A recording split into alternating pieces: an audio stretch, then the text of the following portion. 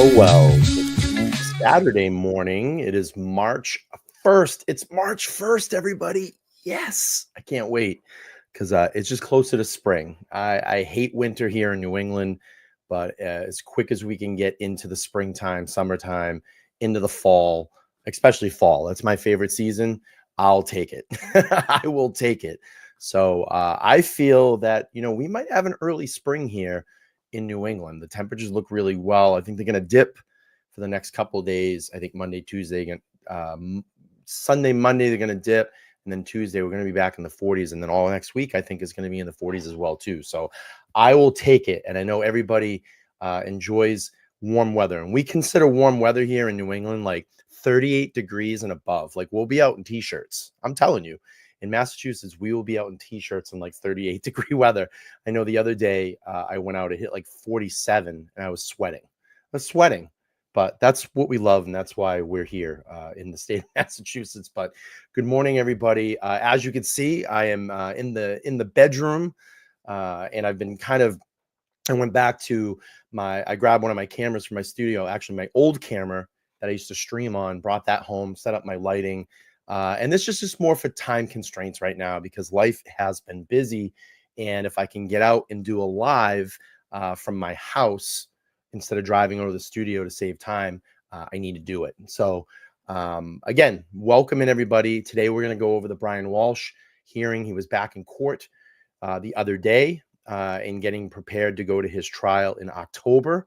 We heard a lot about the Karen Read federal investigation during that trial, that hearing, because it all kind of circumvents everybody in this whole conglomerate that we're in with the Karen Read trial. We have a lot of coordinating officers, especially Trooper Proctor, that is involved in the Walshe case and Karen Read's case. Now, lots of controversy out there over the last couple of days. Has the federal investigation ended? Is it still ongoing? And I will kind of tell you as we go through here that in my feeling, I think the federal investigation is still ongoing. Feds tend to not just speak up and let everybody know, yep, it is stopped. They usually come out, make a statement. They will hold back any type of sources. I know Ted Daniel was wrapped up in a lot of it the other day and a lot of firing back at him on Twitter. And we're going to look through some of that as well. I just looked. Ted hasn't tweeted since the 27th. So I think he got a little fired up, a little mad and fired up because people were coming at him pretty hard. But we'll get in all of that today.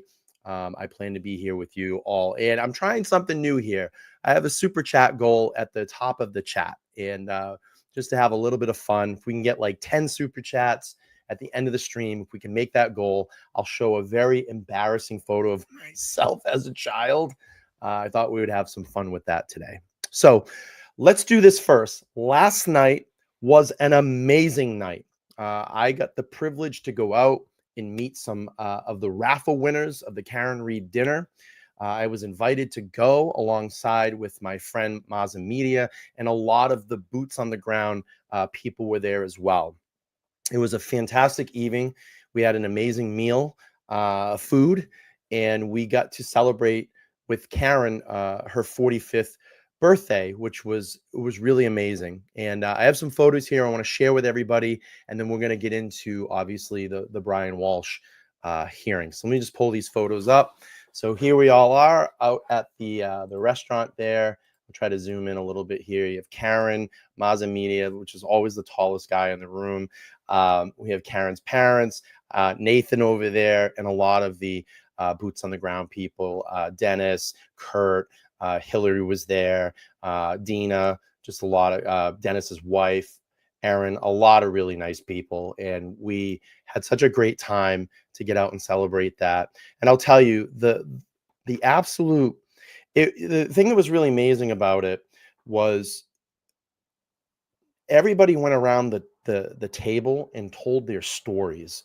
And it was so amazing to hear about people's lives and the things that they've gone through in their life and what's connected them to helping Karen through this really tough time. And to individually hear everybody's story of courage and perseverance and just all the amazing things that they've been able to do and help Karen in this has been it's just it truly shows the heart of real people. And believe me, we come across a lot of bad people in this, but to see good people come together, and there are a lot of great people out there, that you just never would think you would connect with. And it was truly a great time. We had a lot of fun and a lot of laughs, and it was loud and it was great. And we had a beautiful view, of Boston. It was just really great. So let me page through some more of these photos. Of course, the ever so tall Mazda Media next to Karen. He almost makes Karen look like like a Smurf. You know what I mean? Because he is so tall, and it was just really great to be there and celebrate him. We have Dina with her cheaters, which I thought this was a cute photo, and they had a couple of them. Had a couple of them passed out, and Karen took a photo with them, so that was great. Me and Karen here together. That was a really great photo. I had that opportunity. It was funny because the hand in the background. A lot of people like, where's that hand coming from? That's Dina. I get to look at the photo this morning, and that is Dina, which was really cool. So. And then we have Kelly Reed with me and Maza. And it was just really a great time to see all of them, and such an honor to be there and celebrate and just again hear everybody's stories. And I love hearing stories, and I love talking to people. And when I get into social situations, I'm a little quiet. I like to sit back and listen. Some people, they might be like, "Oh, I was being a jerk." It's just my nature. I'm very quiet. Social situations sometimes make me feel a little odd, but to listen to people and hear their stories is a really fantastic thing. And it was such a great night. I mean, look at that beautiful view behind us of Boston. So good stuff. Hard to take pictures in there because it was dark. Because the camera, sometimes you take a picture, it kind of like the camera freezes. Because it's trying to get all that light in and expose the picture. So, but good stuff overall. It was such a great time, and it was great to be there and just see a lot of people that I haven't seen in a while, and kind of reinvigorate everything and shake some hands and make some connections again. It felt great. I'm going to clear my nose. Give me 2 seconds. Gosh, I still cannot get rid of this congestion. I'm not the only one. There were a few people there last night that were complaining about the same thing. Okay, so let's get into a little bit of what happened the other day, and what leads me to believe, like I said, leads me to believe that the federal investigation is still going on, because there's a couple of opportunities that it could have been brought up by Hank Brennan in these last couple of hearings. I mean, we heard Robert Alessi the other day literally get up, did almost a 5-hour presentation, and all that he talked about was ARCA and the feds, ARCA and the feds. And at the end of that hearing, Hank Brennan had the opportunity to stand up, give his rebuttal, and I felt that would have been an important time for him to stand up and say, "Your Honor, the federal investigate. Yes, we just sat here through a 5-hour presentation, but I want to put on the record that the federal investigation is over." And again, I could be wrong. We could be wrong. Okay. But I just still believe, from what I've heard and the conversations I've had, and when I kind of just look at this in a layman's eye and term, I feel like it's still ongoing. I do feel like it's still ongoing. So let's go to the Twitter. Let's go to the Twitter, and I want to bring up Ted Daniel. And this was his post the other day, and this is where I've actually kind of saw him really snap back at the public for the first time. That was pretty funny. So Ted put this tweet out, I believe, on the 27th, and this was after the Walshe hearing, or during the Walshe hearing. So the federal investigation of the Karen Reed case came up today during a hearing in the Brian Walshe case. Prosecutor for the Norfolk DA's office told the judge his office received an update on the status of the investigation, and he shared with Walshe's lawyer yesterday. Yeah, you received an update, and even the judge will say, we can't confirm or deny. And it goes into the prosecutor said, quote, my office was notified by the U.S. Attorney's Office, and I provided that to the defense. Sure. I mean, maybe they were providing an update and saying it's still ongoing. Um, and like I said, this judge here said we can no longer fly. And his and this is the first time I've ever kind of seen him clap back publicly. And again, this is the last time in a few days that I've seen Ted post. And he's getting a little shit here. You can read some of the comments. Apparently not publicly, since you blocked the comment. Pretty sure he hid it because it's not the quote. Why hide it at all? Because it's misinformation. And again, there's a lot of back and forth on this. Then say it, don't hide it. We did it both. And then someone had the screenshot here. And this is what was said, by the way, add cancel directly after X in the URL. And it says, Anastasia said, and what did she say, Ted? That can be neither confirmed or denied. He said publicly. And then you can see Lady Gray below, apparently not publicly, since you blocked the comments. So if you're on X, I would check. I would go through all the comments. It's a very back and forth, but I just don't have time. I don't have time today. And if you're on X, check it out, because that was a pretty heated. It was a pretty heated back and forth. And again, I'll put this out there. Glamour, I like Ted as well.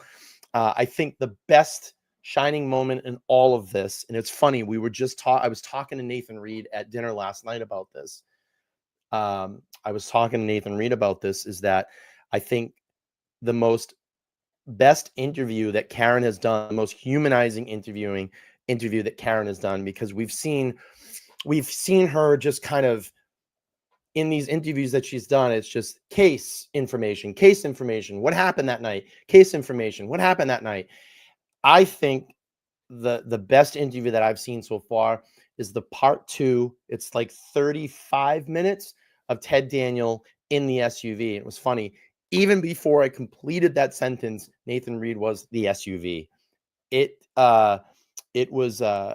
such a great interview. We got, an insight of who, Karen really is. And every time that I've had the opportunity to be around her or the Reeds, they're the same people over and over again, and very gracious for all of you. Believe me, they don't forget, and they remember the faces. They may not remember your name all the time because there's so many, but they remember the faces. And they said some very kind words about everybody in that room and everybody that has been a supporter of Karen. It was an amazing night. And I like Ted. I like his reporting. I think he did a great interview with Karen that second time around. And it's great. You need to check it out. And we actually went through it here on the channel. So let me get to this. Melissa, thank you so much for the $9.99 super chat. Says thanks to all you do, Brian. You are appreciated. And you are appreciated as well for coming to these streams and supporting Karen in any way that you can. That makes a huge difference. And we talked about this last night. Even if you can't make the court hearings, you can't make the trial and stand out, whatever your situation is, if you can just make a sign and put it on your car, or stand out in a corner for half an hour to an hour on your street, that makes a difference. And that was my theme last night in that room when we were having dinner, that everybody in here does their part, and you all at home do your part as well too. Nathan Reed checking in. Thank you so much. It was such a pleasure to see you last night. He says, happy Saturday, Brian. Great to see you last night. Keep up the fight. Yes, absolutely. We're not going anywhere. And we made that very apparent last night when we were there. We are in this for the long haul, and you know that you have us. We are the positive press. We are the positive media, because we know the way that Karen is treated. By I would say 90% of the mainstream media, but we are in this to tell the truth and put the truth out there about Karen and how wonderful your family is. And it's just, I said this last night, I just said, it's sad because I wish I would have all met you under different circumstances. When I sit here and I look at the Reeds and I see them in court, especially his mom and dad, Nathan's mom and dad, Karen's mom and dad, I have the sadness that comes over me because I want to see them out having a good time. I want to see them out vacationing. I don't want to see them stuck in a courtroom having to listen to these long, antiquated hearings and then going through, possibly going through this ridiculous second sham of a trial. I mean, they should be enjoying themselves. I picture them like in Florida, like next, on a beach or at a resort, just relaxing. And that's really what they should be doing, and having their family there and spending time together. And it's just, it really saddens me to see them like that. But they are so strong, and they do not falter. And they have been smiling through this whole thing. And believe me, we don't know all the complete insights to their lives. I'm sure behind many closed doors, there's a lot of tears, but I'm sure there's a lot of celebration as well too, because you can't go on if you don't have strength. And Karen went into a speech last night because someone said, I don't know how you do it. I don't know how you do it. And someone said, I don't think that I could do it. And she said, but you could. If you were in this situation, you could. You would muster that strength and find that strength inside to fight back. And that's what innocent people do. That is exactly what innocent people do. When you know that you are caught up in something and you know that you didn't do it, you would continue to fight. You wouldn't fold. You wouldn't fold in this situation. And I just feel like the strength is getting even more to fight back this Commonwealth. So we still need all of you. It's very important for all of you to be involved in any way that you can. Make these lives, make a hearing if you can. Come stand out, organize a standout. Just tell Karen's story to anybody that you come in contact with. I mean, the lovely thing about it that I found in my life is that people know that I've been involved in this in the last 2 years, and they come to me, and this is what I love, because they know that I'm very passionate about this, and I've been fighting for so long. And every once in a while, someone will come to me and say, because they're not an avid watcher or follower of what's going on, they say, what's going on with Karen? And I love that, because you know why? I've planted that seed in their mind. And maybe in a conversation, they say, have you ever heard of this Karen Reed lady? It's fucked up. And then they just tell a story, and it just keeps traveling. It just keeps traveling. So really, really cool. Really, really cool stuff. Okay, let's keep going here into the presentation. And of course, Michael Proctor has been a huge, I guess, catalyst and conversation piece for both of Karen's trial and the upcoming trial of Brian Walshe. And this was from Boston 25 the other day.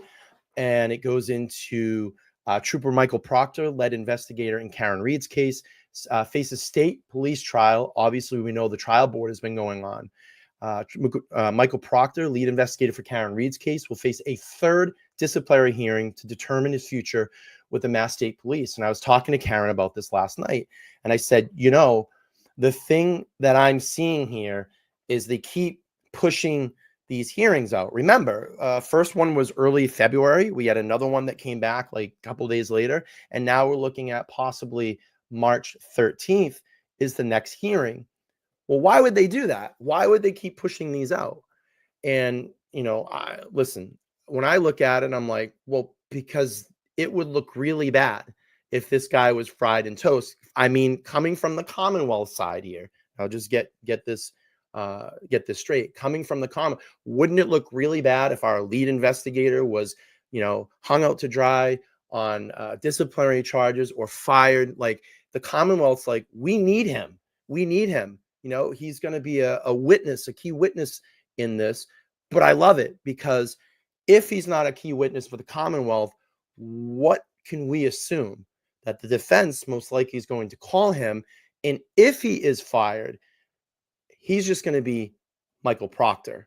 And I think that's going to open him up to even more things that can happen during this possible trial, because he won't have that police protection anymore. He's just going to be Michael Proctor, not state trooper, state police, Michael Proctor.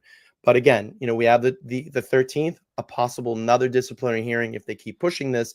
And I feel that they're just going to keep pushing this along and pushing this along in all of this.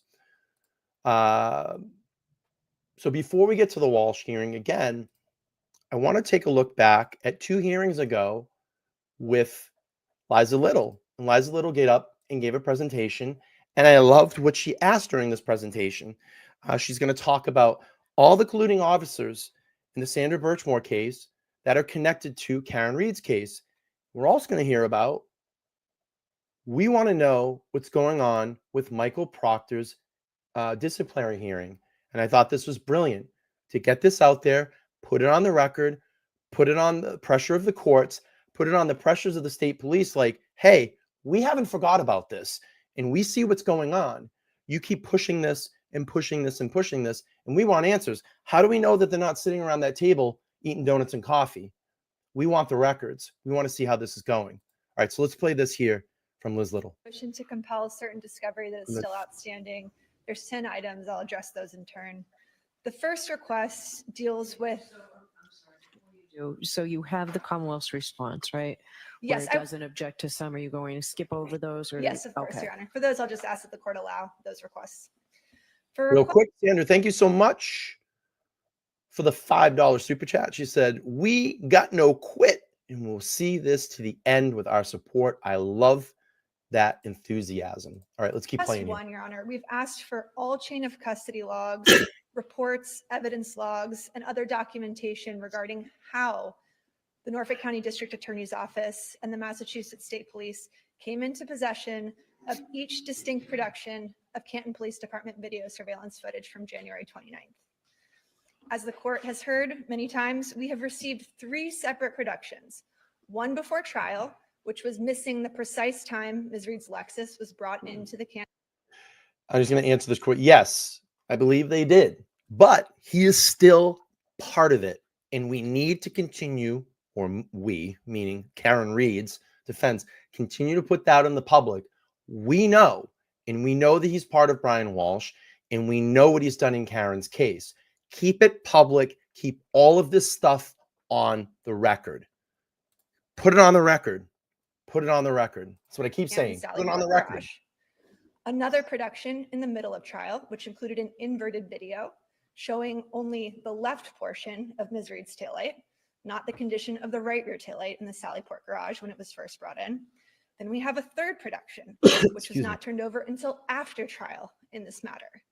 In that production, we have video surveillance footage from outside the Canton Police Department, where it shows Brian Higgins on his cell phone talking to someone at 1:30 a.m. outside of the Canton Police Department. The only report or documentation associated with any of those 3 productions is a singular report from July of 2024 that details an IT person, Colleen Crawford's, review of video surveillance footage and summarizing information about what she looked at. We have no chain of custody logs, no evidence logs, no reports regarding the download of that information. We don't know who the custodian of records is. And that is some of the things I believe were quoted in this motion to dismiss, that we're not getting all the evidence here. You're saying you have all this evidence in the case, and we're still receiving evidence. That's a big sticking point in this motion to dismiss, Karen Read's motion to dismiss, that, they feel that the Commonwealth has not been straight, and they haven't. They haven't been straight. And they keep holding things back, and how funny it just keeps trickling out and trickling out and trickling out. And I was reading an article today. I think Spank Brennan's contract has been re-upped, and he could earn up to $225,000 for continue to prosecute this frivolous case, this sham of a trial. This Commonwealth will stop at nothing. This Commonwealth will stop at nothing. And I keep saying this. The reason they keep putting the gas pedal down to Karen, is that they need her to go down, because this covers everything that happened at 34 Fairview that night. They don't want the investigation. They want to protect all these corrupt law enforcement officials, the McAlberts, everybody that has been involved with dragging John out on that lawn and leaving him to die. They want to cover it, and it goes deep. And we're seeing all the interconnections between all of these cases now. All of these cops are involved in all of these cases. You have Karen Reed's case, Sandra Birchmore, you have Brian Walshe now. They're all interconnected, and they want to save their asses. And like Karen said, this is about power. It's about money. It's about corruption. To keep covering it up. All right, let's keep playing here. With regards to those three productions, or how this information magically appeared in the Massachusetts State Police and Norfolk County DA's possession. We are entitled to that. We're simply asking for what we have in all the other video surveillance footage, evidence logs, a copy of when that was booked into evidence.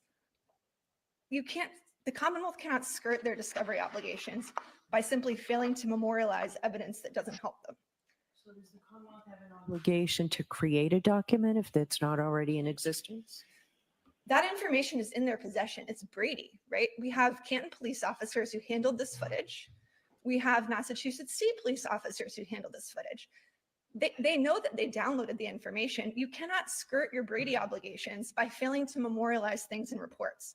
We are asking for basic reports from the witnesses who recovered this evidence.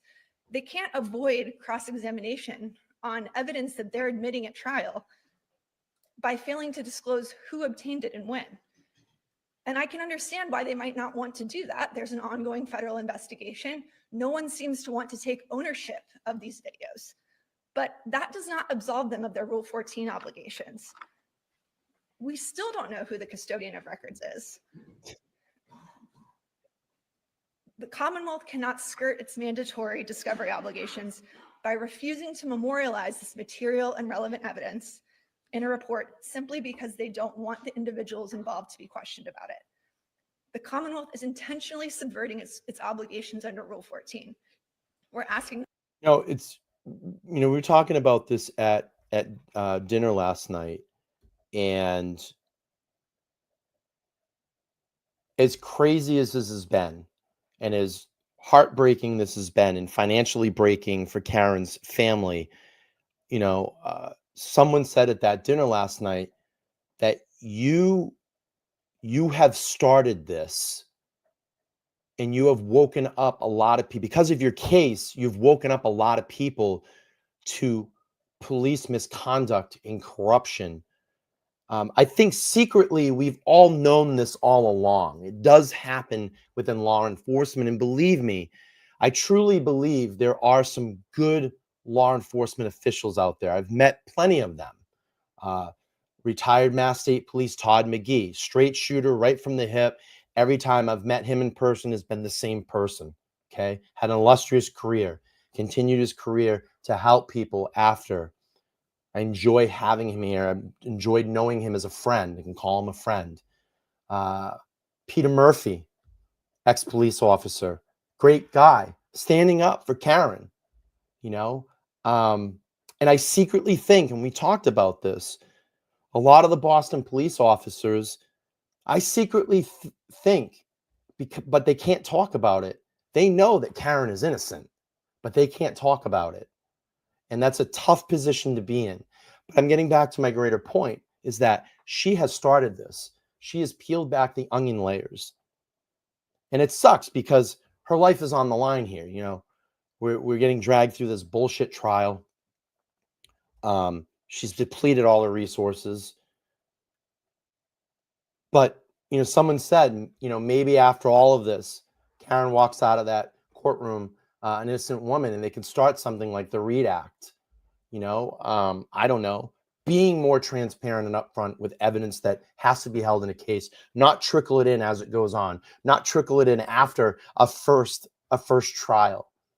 And then just these bullshit things of just bringing people back to trial, bringing back to, we have a hung jury. So just keep bringing them back till we get the jury that we want, that is going to convict this person and put them away for the rest of their life. It's just crazy. But maybe something like that can start. All right, let's get to Liza, and then we're going to get to the Brian Walshe hearing. Thank you all for being here today on this Saturday morning. If you can, please smash that like button. And I want to get to the Trooper Proctor part in this hearing. That this request be allowed. All right. The second category of information, Your Honor, is information that relates to the Norfolk County District Attorney's Office investigation clearing Officer Matthew Farwell of the murder of Sandra Birchmore. Get it on the record. There's certain names that this court will recognize. First responding officer, Sergeant Link. Detective, Kevin Albert. Trooper, Mike Dunn. Trooper, Zach Clark. Colleen Crawford. Lieutenant John Fanning. Trooper Garino. Lieutenant Brian Tully. Trooper Kathleen Prince. And Norfolk County District Attorney Michael Morrissey. All of these individuals are material and relevant witnesses in this case. They are also material and relevant witnesses in the investigation that cleared sworn peace officer Matthew Farwell in the murder of Sandra Birchmore. The parallels in these two cases could not be clearer. It's the same material witnesses, same investigators, same prosecutors, same failure to investigate a law enforcement officer who should have been a suspect. Specifically, in terms of our requests, we requested an unredacted copy of MSP report number 26. There are certain reports in this case, Your Honor, that deal with material witnesses that are so heavily redacted that we can't make sense of what is even in them. It deals with an interview conducted by two material witnesses in our case, Lieutenant Fanning and Trooper Kathleen Prince, and we're simply asking for an unredacted copy of that report. As to request 3, we're asking for an unredacted copy of public record responses regarding email correspondence and communications associated with the Sandra Birchmore investigation. The communications we've received in our case have been revelatory, material, and exculpatory. Given the consistency and parallel type of investigation, the communications between and among law enforcement officers and the Norfolk County DA's office with witnesses who are material to our case are relevant and should be turned over in discovery. Finally, we've also asked for an unredacted copy of all reports, communications, and handwritten notes and other documents from the Sandra Birchmore investigation concerning material law enforcement. Look at that glazed donut. Case. Your Honor, the reports by investigating officers that led to the improper clearing of Peace Officer Matthew Farwell in the Birchmore case go directly to the credibility of those law enforcement officers and their reports. The reports that they drafted in reaching certain conclusions, clearing Officer Farwell, directly go to their credibility in our case, which again, deals with the clearing of a fellow officer.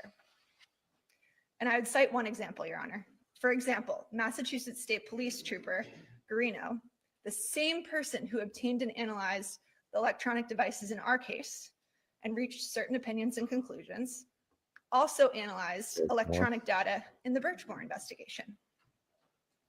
As it turns out, Trooper Garino made certain ultimate conclusions in at least one of his reports, stating that really there's nothing to see here. I found some text messages. They corroborate that Matthew Farwell had a consensual relationship with Sandra. Wonder how many text messages in there. Had some communication. Over 30,000. Was it 30 or 35,000 text messages? Just some communication. Birchmore, no evidence of improper conduct, nothing to see here. Yet, when the federal investigators looked at the electronic data, they recovered tens of thousands of text messages between Birchmore and Farwell that implicated Farwell in her murder. The text messages, which are publicly available and referenced in federal search warrants, affidavits, are incredibly disturbing. They establish that he had sex with her as a minor when she was a cadet in the Stoughton Explorers program. They detail violent fantasies. It's clearly implicates Matthew Farwell. It's not even a close call. Is it relevant and material to us that the same expert would analyze a fellow officer's electronic devices and make those types of conclusions? Of course it is. This information goes directly to Guarino's credibility, bias, competency, and ability to conduct an investigation in this case, where there were law enforcement officers who should have been suspects.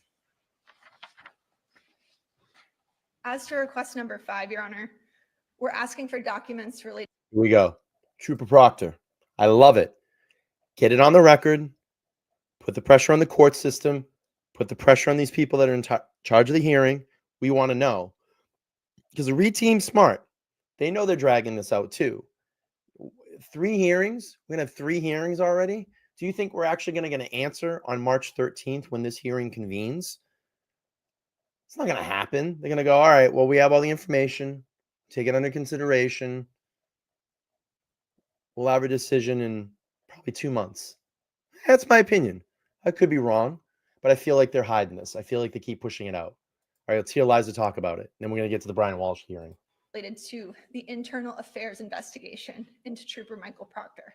On the record. As the court knows, we have an ongoing Rule 17 motion as well with regard to these documents. The Massachusetts State Police is an agent of the Commonwealth. The internal affairs investigation happened quite recently. We're asking the court to go ahead and order those documents because we are on the eve of trial. The administrative hearing that took place deals directly with allegations of misconduct by Trooper Proctor in this case. If Attorney Brennan's position is that these documents are not in the Commonwealth's possession, we're asking the court to go ahead and just order that information be produced so that we're not having to scramble on the eve of trial to obtain that information. So if it's Rule 17 instead of Rule 14, the third party has to be served, right? So there is an ongoing order, Your Honor, under Rule 17 as well. We already filed that, a Weenus motion back in 2022, and it was ongoing. All right. If somebody can tell us the paper number so we can find that. They filed that paperwork back in 2022. Your Honor, I will. The Commonwealth has indicated that they do not object to requests 6 and 7, so we'd ask that the court allow those requests. As to requests 8 and 9, those deal with a request for communications between the Norfolk County District Attorney's Office and its law enforcement on the agents record. on the one hand, and all experts retained by the Commonwealth in connection with this case. We find the Commonwealth's response to this request, objecting to it, particularly interesting. They claim the request is overbroad, that it is beyond the scope of Massachusetts Rule of Criminal Procedure 14. And the reason it's interesting that they're objecting to this request is because our discovery request is copied verbatim from Attorney Brennan's request as to the ARCA experts. Now that he's on the receiving end of that request, he's objecting to it. What we're asking for are the material and relevant communications that the Commonwealth and its agents have had with their experts in preparation for this case. Ms. Reed. And I just kind of want to put this out there because, a lot of people, in the mainstream media love to paint Karen as this horrible person because she's smirking and she's smiling. That's because the ridiculousness. And I actually asked her about that last night. The smiles and smirking. And I think Nathan Reed was part of that conversation as well, too. We talked about that. I mean, we all know why she smirks or she may smile or laugh at something because it's so laughable and so ridiculous what this Commonwealth is literally doing to her during this trial. So when we hear things about, the Commonwealth not acting in good faith and handing over evidence in a timely manner or squeaking out evidence weeks after hearings or after a first trial, it's laughable. It's laughable. And to see here, why this case is not dismissed, it's beyond me. I mean, there's so many egregious things that have happened so far. To see this case not being dismissed it's a travesty. It really is. He is entitled to that, and it's proper in terms of being able to effectively cross-examine those experts. And as to request 10, Your Honor, there's no objection. We'd ask that be allowed. Okay. So I just wanted you all to hear about Proctor, getting that on the record. All right, let's get to Brian Walsh's hearing. He was in court the other day on the 27th. The audio is fucking terrible, but we're going to make our way through it because it is important. I do want to hear about the federal investigation, of course, that caused a lot of controversy the other day. And I'll just read this really quick. I'm not going to go into the whole thing. Pretrial hearing for Brian Walshe, Cohasset man accused of murdering, dismembering his wife. The Cohasset man accused of dismembering his wife, Anna Walshe, with a hacksaw and disposing of the remains after using his son. I mean, this guy's a fucking demon. He used his son's iPod to Google the best ways to get rid of a body. That's how demonist this guy is. He was back in court on Tuesday for pretrial hearing. It was a continuation of last month's hearing where issues came up regarding Massachusetts State Police investigation of Michael Proctor and DNA evidence. And that's Ted Daniels' tweet. Brian Walshe, who prosecutors say killed his 39-year-old wife and misled investigators about her disappearance in early 2023, is slated to make an appearance in Middlesex Superior Court in Woburn. And tune in on Sunday because Lauren's going to be joining the panel with me. Lauren DC is going to be joining the panel, and she's going to have quite a story that's going to have a possible connection to Brian Walshe, which is wild, absolutely wild. And you're going to want to hear about it. All right, let's see Brian Walshe in court from the other day. Again, I apologize. The audio was very choppy. Maybe Court TV cleaned it up, but we'll listen here. And most importantly, we want to get to the part about the federal investigation. I think this is kind of just dead air here. I'm going to move ahead. Versus Brian Walshe, by number 2382 CR 00091 was tried to identify themselves according to the evidence. Good afternoon, Your Honor. Greg Vaughn, the Commonwealth. Good afternoon. Good afternoon, Your Honor. Attorney Annie Max, the Commonwealth of Maryland. This is Wonderful Hall here. Good afternoon, Your Honor. Good afternoon, everyone. Kelly Sports on behalf of Mr. Walshe. Good afternoon. Good afternoon, Your Honor. Very good. Defense counsel, welcome to the defendant. Please be seated. I'll drink. So I have, I guess, at least two things on my radar, and then I'm happy to hear from you with regard to anything. Just listen. Listen. Court TV and all these entities that record these hearings. Come on, man. I mean, you guys got the budget to get this right. Let's start getting some good microphones in here. It's even like during Karen's hearings. It just feels like you're so far away. You would think that they could just do a little bit better with the audio. All right, let's keep playing here. Else that you want to put on my radar for movement forward today. So I think we can confidently say that we briefed the issue of Weymouth. And by that I mean I have both the defendant's supplemental memorandum, and I've read it, of course, and the Commonwealth supplemental opposition to the Rule 17 OI IA records. I've read those as well. I'm happy to hear any additional argument that's precipitated by these new pleadings or not, as you think is helpful to your case. So I'll start with defense on that. Really nothing. I could argue very briefly about some representation. Oh God, this is terrible. All right. I think the issue is fully briefed, but I want to give you the opportunity that if there was something that was raised by the opposition that you didn't get a chance to put in writing, that you at least had the ability. I didn't. You may disagree as to your relative positions, but I just want to give you the opportunity to address that if you wish to Orland and to the Commonwealth. We rest in the page, Your Honor. Thank you very much. So I'll give you something on that.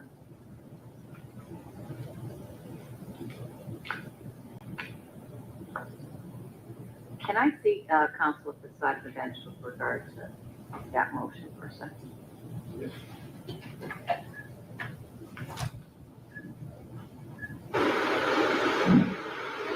Yep.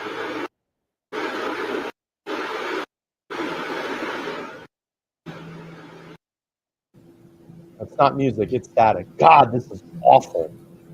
This is awful. This is up to Woburn. All right.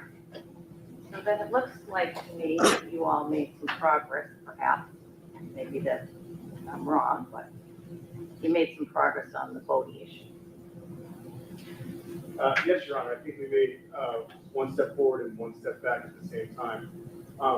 The Commonwealth heard what you said at the last hearing, and I was able to work with my office and secure the funding for the fences expert to be present during testing and voting. I saw that and I appreciate your efforts to eliminate issues where you can. Thank you, Your Honor. Mr. Tipton was able to have conversations with voting today and found out that they are trying to improve their facilities for experts to view the procedures. Unfortunately, they might be closed from April to September, so we are trying to get on a call today with Bodie to find out when they would be not having experts there. My preference is to do this as soon as possible because we want this for the trial. Just run that by me again. So Bodie is improving their facilities to enhance the ability of individuals to view, presumably because they're getting requests like ours. And I think that Mr. Tipton can speak with far better than I can because he was able to get the email from Bodie. But they're going to be closed?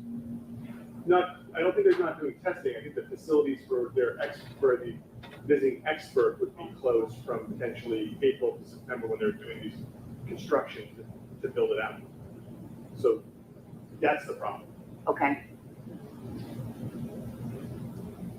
That's basically what I learned yesterday. And I'm a little vague on the details because I have a vague email. So I shared it with the Commonwealth. And we announced in an email to a person named Brian Adams who responded to me very quickly. So I have a phone call, a joint phone call, where we can better understand. And what he's saying is, yes, there's renovations going on for Bodie and Timber. And specifically, there's renovations for the observation area that will improve observation. But it looks to us, or at least to me from the email, that it looks like it may, the ability to observe may be shut down from April, so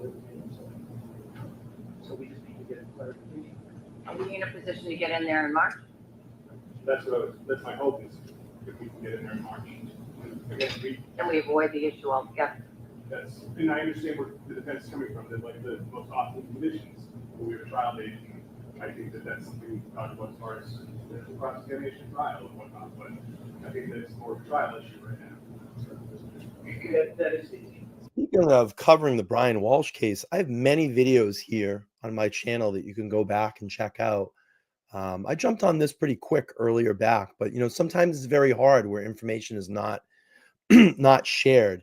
And I have some videos on my channel where I've done some compare and contrast between Karen's case and Brian Walshe's case involving digital information. So you may want to check those out. You can go over to my live streams or on my video tab. Just type in Brian Walshe and all those videos would be made available. You can check them out. All right, let's keep coming back. This is an awful audio hearing, and I do apologize, but we're going to make our way through it here. And I appreciate everybody being here. Make sure to like, share, and subscribe. Smash that like button because we have some really great lives that are coming up in the next week. And I'm going to tell you, next week, I'm going to have a private investigator on the channel here that will talk about the Karen Read case and what she would do in this case as if she was hired by Karen Read and what kind of leads and information she would track down. She's been very well known and shown all across court TV. So I'm really excited to get her on the channel. We'll reveal the name here pretty soon in the upcoming week, and we're going to have that stream, and I'm very excited. Okay, here we go. Yeah, I was trying to get clarification for both to what the enhancements were. And of course, our preference is to have the best ability to observe. And I know that there's going to be, I know there's going to be additional mass state police. So we're prepared to have them observe. If they have that. So, and my understanding, Judge, was that the reading what we received from the Commonwealth about Bodie and the rationale for the charging Here we go. was that they could get the testing done in a matter of days. And I think I might be right about this, I might be wrong about this, and that's what we need clarification for. And if that means, yes, we did the testing, but that doesn't mean we're gonna produce a written report in 3 to 4 to 6 weeks as to the results. So I was thinking, well, if they start, if the observation room is enhanced and ready to go the first week of September, and So here's a funny thing. Joe Flipperhead checking in. Here's a funny thing about Jennifer Coffindaffer. In my infancy of YouTube and talking about the Idaho 4 case, which actually got my channel kind of really popping off. I did almost a year's worth of content of the Idaho 4 case. And a lot of people don't know this, but you can go back and find it. Because at that point, I didn't really know much about Jennifer Coffindaffer, and she was talking about the Idaho 4 case a lot. And to me, had some very interesting points, I think aligned with my view in the case at that time. So I reached out to her, and I had her on as a guest on my channel talking about the Idaho 4 case. And now, obviously, we know that she stands with the McAlberts. She stands with the Commonwealth. So my view on her has absolutely changed, and she will never, ever be welcomed on this channel again. And that's okay, because she has blocked me, and I'm fine with that. So, all right, let's keep going here. you were first in line. Audio is terrible. I apologize. But I really want to get to the part when they talk about the federal investigation. We'll get through it. And of course, all of this is presupposed, so we don't have the answers. If we were first in line for September test, we would still get results and a report the first part of September, and it would disrupt the October conference. And I don't know that.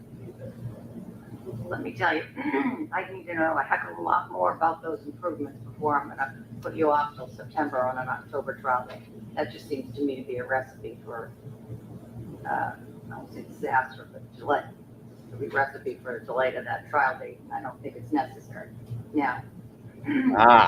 Papa Roger checking in said, did someone, $2 super chat, thank you. Said, did someone say Idaho 4? And if you know about the Papa Roger name, you can Google it and check out, because the said name was supposedly online, that a lot of people thought the Papa Roger name was Brian Koberger. And we will be getting back into that case. I promise you, there's been some new developments. I guess Koberger now may say that he has autism to avoid the death penalty, which is going to be an interesting thing that they will raise in that defense. So I still have my eyes on that case, and I plan on hopefully getting out there when that trial starts, maybe for a couple days, to be in and around the courthouse. It's going to be packed out there, I am sure.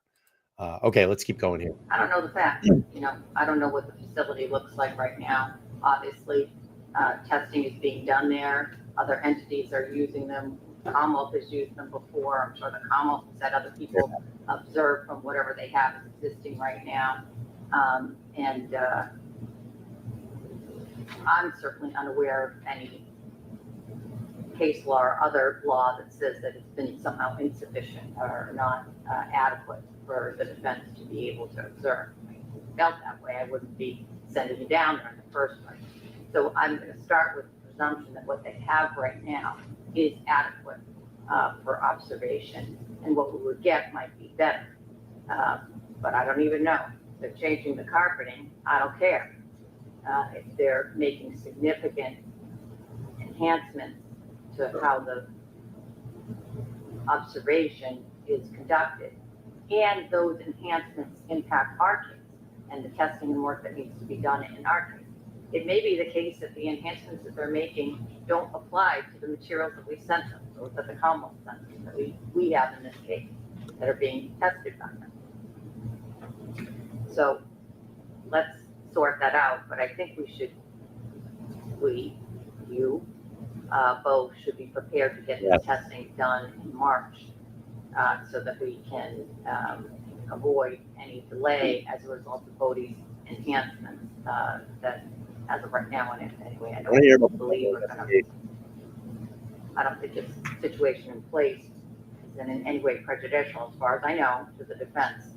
And nor do I know that anything they're doing to enhance their facilities is going to help us in any way. In light of that, Your Honor, we had drafted, I should say, in light of this thinking, we had, before we knew about the renovations, had drafted an order for you for notice of defense expert. And Let me see if I can put my hands on that. I have an extra copy of the report.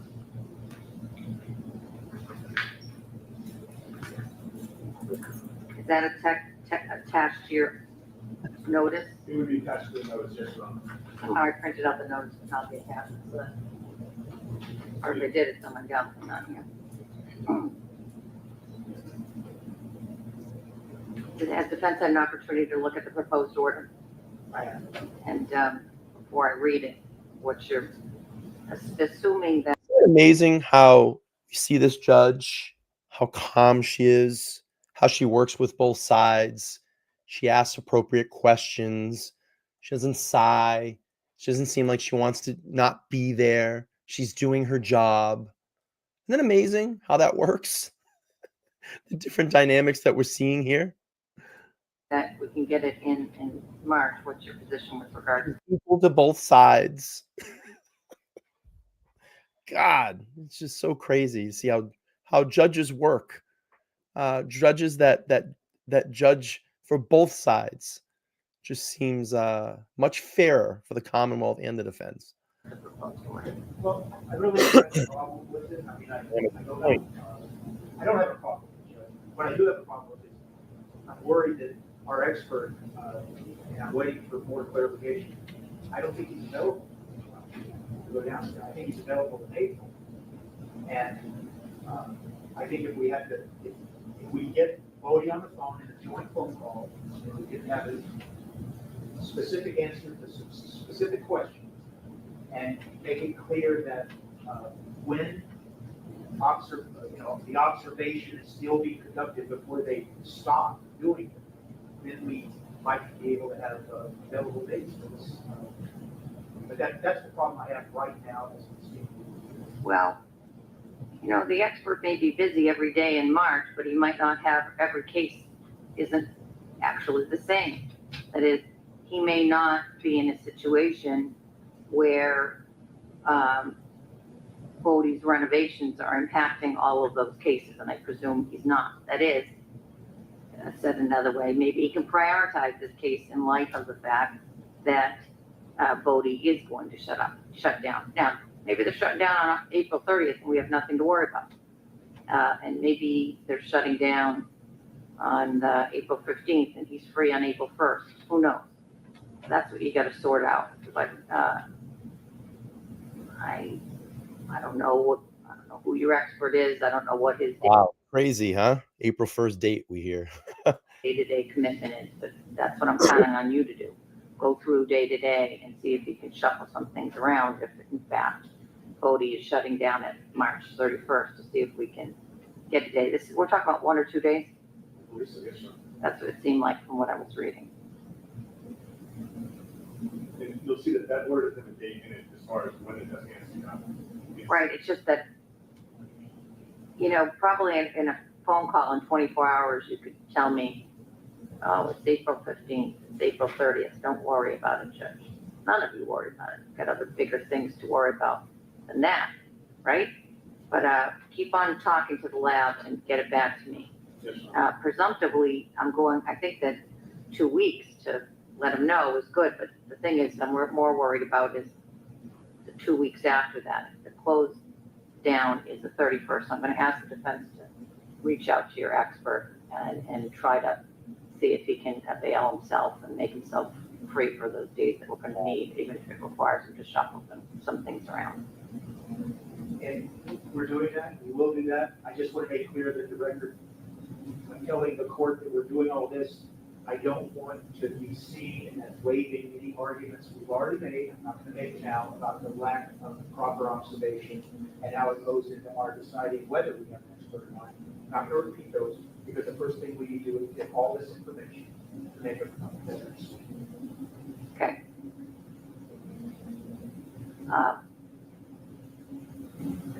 why don't we plan, just while we're on this issue, to have a Zoom call next Friday on this, so that we can close circle to see whether there's an issue or not on that. Can we, I don't need you to march up here, and if you want, I can meet your client on a Zoom. I'm pretty lucky with that. But if you want to waive his presence, well, all we're going to talk about is whether or not we've reached agreement with regard to this voting thing. But I don't want too much time to pass, given that March is here. We can do that. Next Friday is booked up for me until the afternoon. But I'm free that afternoon, Ron. And if you, between now and Friday, decide that you don't need to see me on this because you've reached agreement, you now know the information, and either you know that your expert's available in March, or voting's not closing until, I'm making this up, until April 21st, and you can get them in before that. You don't need my attention, that's fine too. You can just email the clerk and say we don't need that. The only reason you need it is if you haven't reached agreement. So, I don't know what time in the afternoon you're talking about, but I'm free pretty much the whole day. That day I'm not on trial that day. Listen to this judge not rushing anybody, talking about her schedule, that, hey, I'm free on this day. I don't have trial. Maybe we can reconvene if it's convenient for both of you. It's a complete polar opposite about how Judge Bev acts in Karen's case. This is amazing to watch. I have another obligation, but I can hop on a call at any time. But I know I have another obligation, but I can hop on a call. I may have another obligation, but I can hop on a call at any time. Isn't that amazing that she's willing to hop on a call and get this trial moving in a very classy way? I guess there's a way you can say it, a classy way. It's amazing. that the facility gets hinky in the late afternoon, especially kind of Friday, but gets hinky in the afternoon. Are you in a position? I think from 2 o'clock on. No, but are you in a position to waive your client's appearance by Zoom if the facility can't do it later in the afternoon?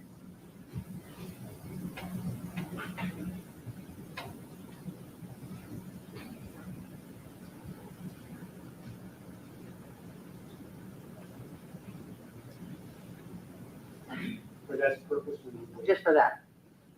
And I won't talk about anything else. We'll just talk about whether we've reached agreement with regard to voting. If not, what we're going to do. I'll still try to get them on. I just know that at the witching hour in the afternoon, it becomes difficult sometimes to get them on later in the day. Usually in the morning and the early afternoon it works. I found less so in the late afternoon. What time's convenient for the two of you? Oh my God. 2. So we'll do a The professionalism of this judge. What time is it convenient for both of you? Listen, asking the Commonwealth and the defense. Zoom tape, but we'll go forward. They can't get them on there for 2 o'clock. All right. And third thing I have is this.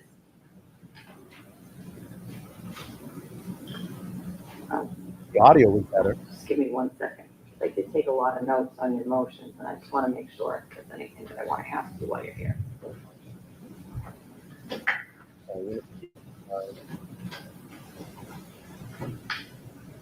Somebody's pleadings. I think it was the Commonwealth, but I don't know. Maybe it was in the defense pleadings.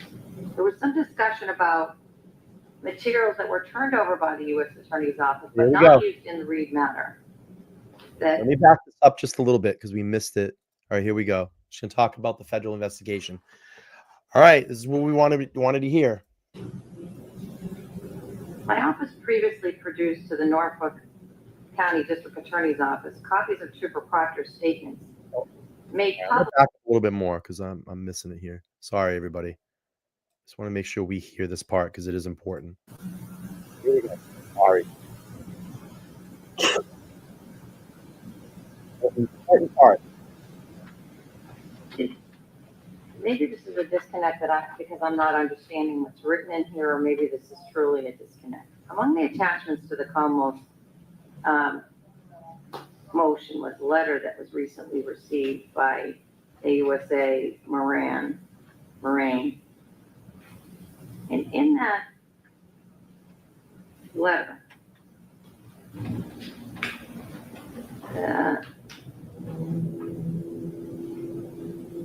she says, and this is the second full paragraph on the second page.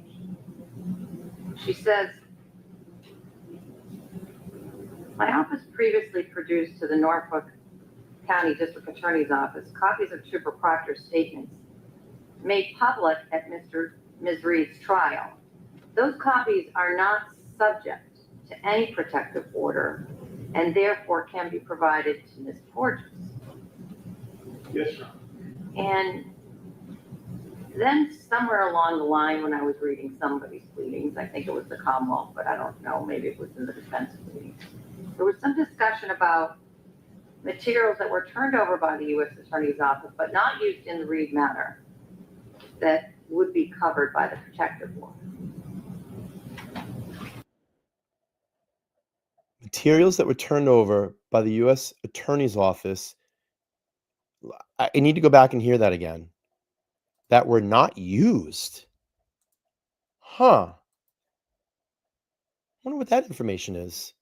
Office copies of Trooper Proctor's statements made public at Ms. Reed's trial. Those copies are not subject to any protective order and therefore can be provided to Ms. Porges. Essentially public information. Yes, Your Honor. And then somewhere along the line, when I was reading somebody's pleadings, I think it was the Commonwealth, but I don't know, maybe it was in the defense pleadings, there was some discussion about materials that were turned over by the U.S. Attorney's Office, but not used in the Reed matter, that would be covered by the protective order. And that seems to be at odds with, it seems to me what AUSA Moran is saying is that if it was turned over in connection with the Reed case, it's not subject to the protective order. We received 52 pages of text messages that were introduced to trial, Your Honor. All of them? Oh, 52 pages of text messages that were introduced to trial that were litigated at the trial. right. Entered and read out loud. That was subsequent to the retrial. That was turned over to the Commonwealth, and we were allowed to turn that over to defense. And we did execute actually a protective order on that when we turned it over to defense, done without prejudice. There were 2 redactions, I believe, that we put on those text messages, and that was why we had the protective order. And I believe defense got to review the unredacted version, and we gave them a physical copy of the redacted version. So those are the materials that were turned over to us that this office believes was not subject to the protective order. The first batch, that's 3,000, that people... Real quick, I wonder what was redacted. I wonder what was redacted in Proctor's texts. And then he said it became unredacted. I wonder what he said. 3,000 pages that the prosecutors in the retrial did sign that order for, that we have not deviated from. We believe that we're still held under that order. So it's unclear to me as I read that. I mean, it's a reading of that sentence would be, it says further, my office previously produced to the Norfolk County District Attorney's Office copies of Trooper Proctor's statements. That's more than the 50, it's all of his statements, right? Which would include his grand jury, would include any statements, right? Yes, but then just the sentence goes on to say, made public at Ms. Reed's trial. Those copies, is she talking about the copies of his statements, or is she talking about the statements that were made public? we believe it was, she specifically mentioned the 52 pages of text messages.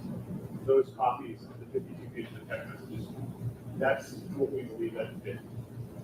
Because that was specific in a release to us as a result of a subsequent TUI request that was done. That was turned over to us. And it wasn't by, and when I say us, Norfolk County District Attorney's Office, the Reed team filed additional TUI requests, got the 52 pages of text messages with the authorization from the U.S. Attorney's Office this was entered a trial, you can release these, and that's what we did. We did not receive the authorization from the U.S. Attorney's Office to release anything but those 52 pages of text messages. And we turned them over to the defense. Warren, thank you for being a member and a moderator. You live first true on camera live.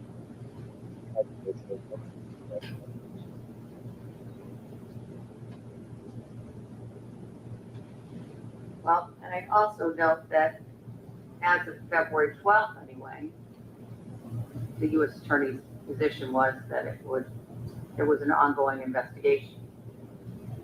Yes, Your Honor.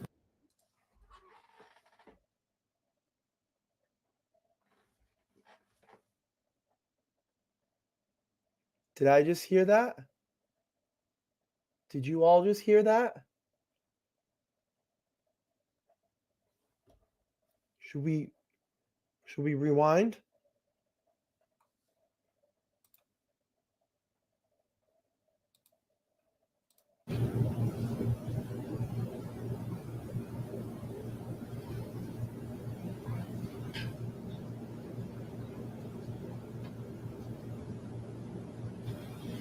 Well, and I also note that as of February 12th anyway, the U.S. Attorney's position was that there was an ongoing investigation.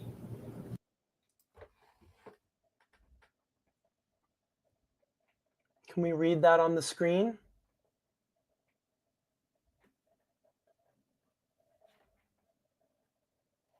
Oh. All right, let's not get ahead of ourselves. Let's listen to the other piece that's coming up in full context. I know we're jumping a little bit, but as of February 12th, this judge is saying that it's right there on the screen that there would be still an ongoing investigation. So let's hear full context, though. Okay, let's not jump too quick. I'll back up just a little bit here, and we'll play it through now. But I still see there's an ongoing investigation. Well, and I also note that as of February 12th anyway, the U.S. Attorney's position was that there was an ongoing investigation. Yes, Your Honor. And I'm not sure if that's no longer ongoing, what impact it has on this request, if any. I mean, it's a litany of different things. So she says, but I'm not sure if it's still ongoing. But she's putting essentially out there on the record, as of February 12th, there is still an ongoing investigation in the Reed case, federal investigation. And she says, I don't know if it's still ongoing because we're here now on the 27th. But the point is, it's still ongoing. And I think there would have been an alert or a message or a public statement that is closed. Or how about Karen's team putting out there like, hey, we now know.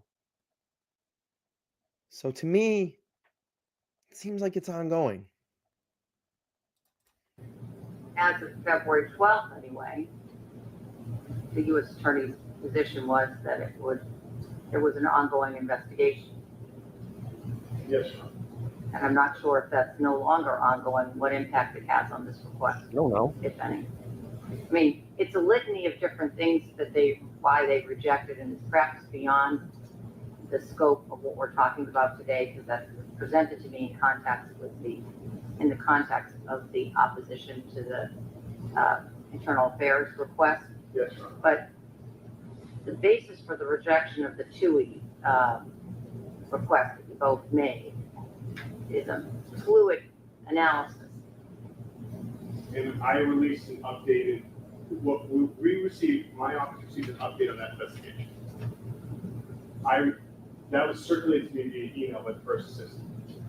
I gave the copy of the information I emailed to counsel in a letter yesterday. So if they want to use that for an updated TUI request. I mean, there's still other issues that AUSA Moraine makes here in writing on behalf of the U.S. Attorney. But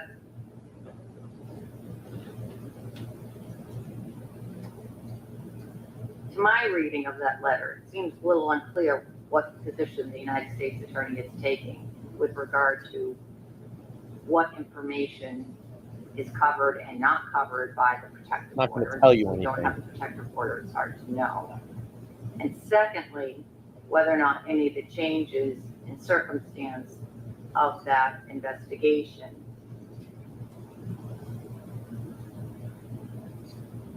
changes their position. Thirdly, the investigation isn't going on anymore. I'm not looking for more work, but there may be a preservation issue. Yeah, Your Honor.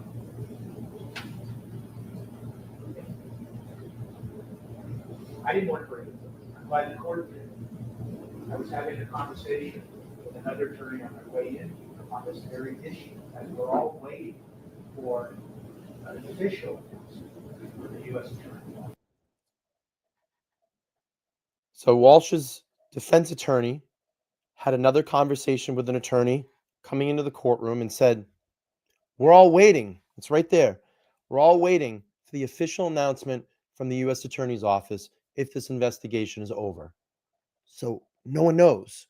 But as of February 12th, it's still ongoing. So we know if the investigation has that in, instead of just media reports and representations we made. And then what Your Honor just said, that would propel us to file something additional. I don't want to belabor today, but that's exactly what we're anticipating once we have a firm answer. The second thing is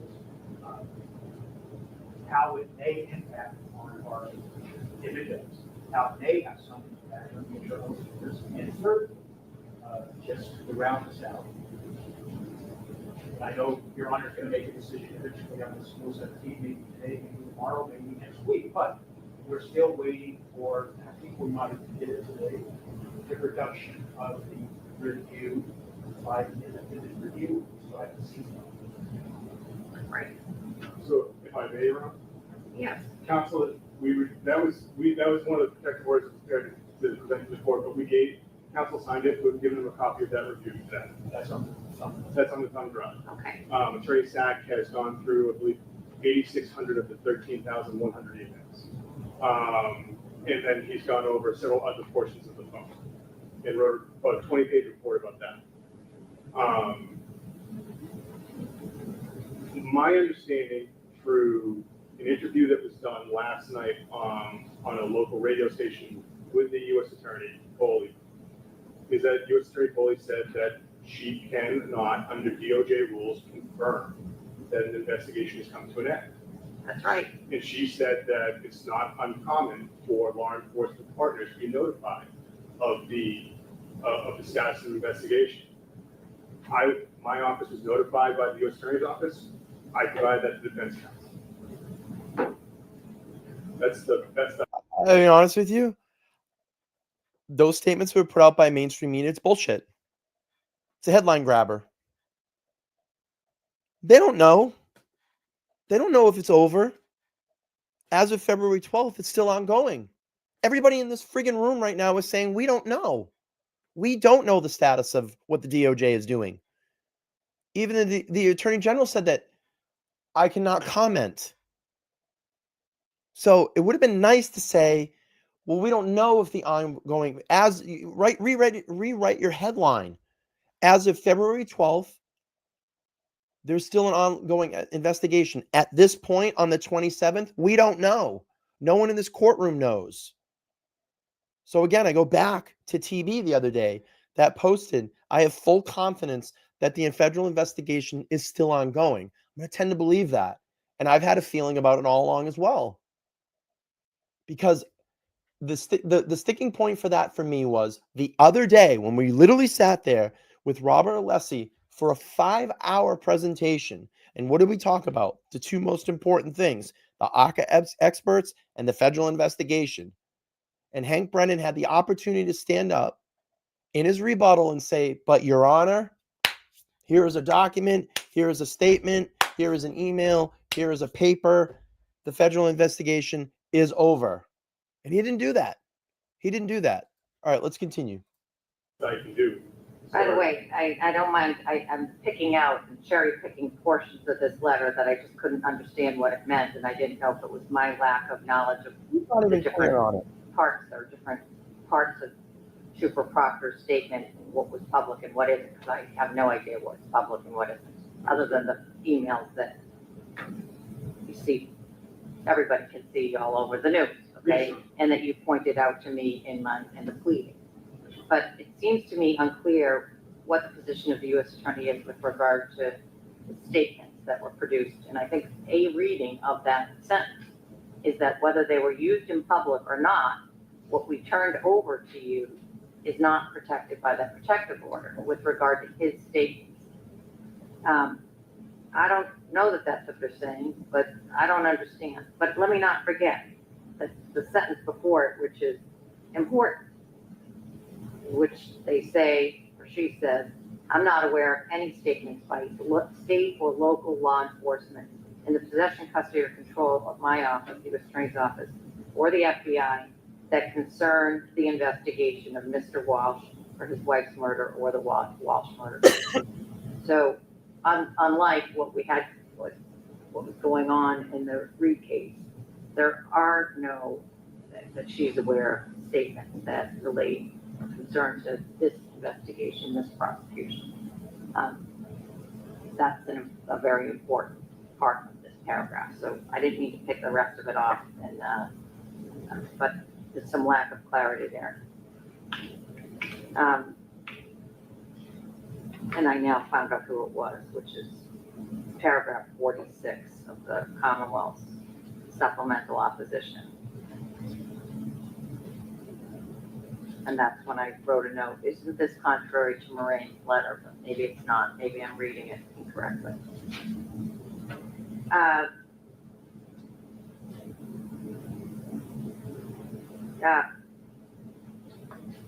Footnote 13, Commonwealth's opposition is defense ceding that is correct.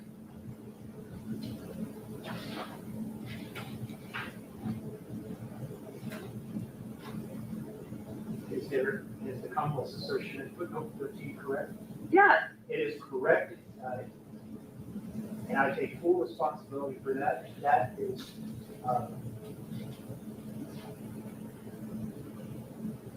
when you try to edit down a 40-page beginning of a pleading and you sloppily do it, what was excised from that turned out to be a 29-page pleading was a paragraph that explained my meaning of that sentence, but now you don't have it. But it did get brought up. I don't want to have to go back and read the whole.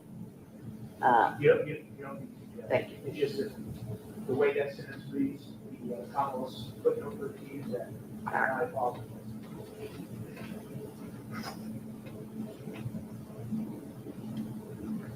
I don't have any other meaningful footnotes. You've asked if you can advance and continue. And so I think the last time we were together, I moved your May 12th date to May 8th, 19th. Maybe it wasn't, maybe it was after I realized it, I don't know. But we're on right now for May 19th. I think I did it after, I didn't realize until after you left that I was still conflicted out because I was gonna be somewhere else on the 12th. So, are you telling me you can get it all done in that one day? The 19th? I believe you can. I mean, it could take 2 days, but the point is, what we're coming up with, Judge, is that there's an overlap of witnesses, there's an overlap of There is. issues. And it just started making sense to. So when we had a discussion the last time we were in Dedham at the side of the bench, when I said I don't like 3, 4, 5 motions to suppress, you convinced me otherwise, that it would make sense in this case. I won't repeat for the reasons why you indicated. But is that not a concern of yours any longer? It's still a concern, but I still think that after we have been able to continue to process the information, that it just makes sense that we bring everybody in and have a full hearing that addresses all of the search and seizure and related issues. We want to hear, there's no reason to call people and then call them back a month later. So that's what we're, All right, but we do want to say that it could take more than just one single day, but we would only know that once we got started. all right. I'm just trying to adjust my calendar.